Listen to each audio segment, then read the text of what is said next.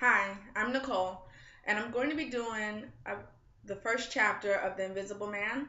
Um, it's just a little part inside of that, and at one point it was called Battle Royal, and then Ralph Ellison decided to make it into a complete story. So um, I hope you enjoy it.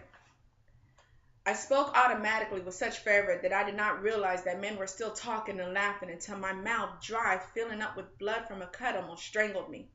I coughed, wanting to stop and go to one of the tall brass sand-filled spittoons to relieve myself, but a few of the men, especially the superintendent, were listening, and I was afraid. So I gulped it down, blood, saliva, and all, and I continued. What powers and endurance I had during those days! What enthusiasm! What belief in righteousness of things! I even spoke louder in spite of the pain. But still they talked, and still they laughed, as though deaf with cotton and dirty ears. I spoke with greater emotional emphasis. I closed my eyes and swallowed the blood until I was nauseated. The speech seemed 100 times as long as before, but I couldn't leave out a single word. All I had said, each memorized nuisance, considered, rendered. Nor was that all. Whenever I uttered a word of 3 or more syllables, the group of voices would yell out for me to repeat it. I used the phrase social responsibility, and they yelled, What's that word you say, boy? Social responsibility, I said. What? Social. Louder.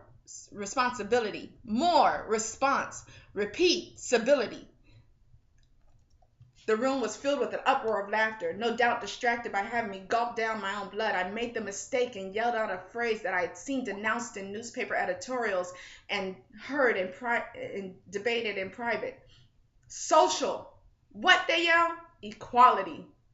The laughter hung smoke-like with sudden stillness. I opened my eyes, puzzled. Sounds of displeasure filled the room, and the MC rushed forward. They shouted hostile phrases at me, but I did not understand. A small, dry mustached man in the front row blared out, Say that slowly, son. What, sir? What you just said? Social responsibility, I said, sir. You weren't being smart, were you, boy? He said, not unkindly. No, sir.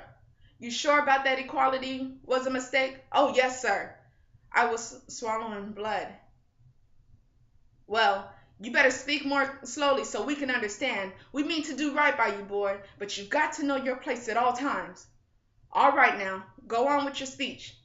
I was afraid. I wanted to leave, but I also wanted to speak, but I was afraid they snatched me down.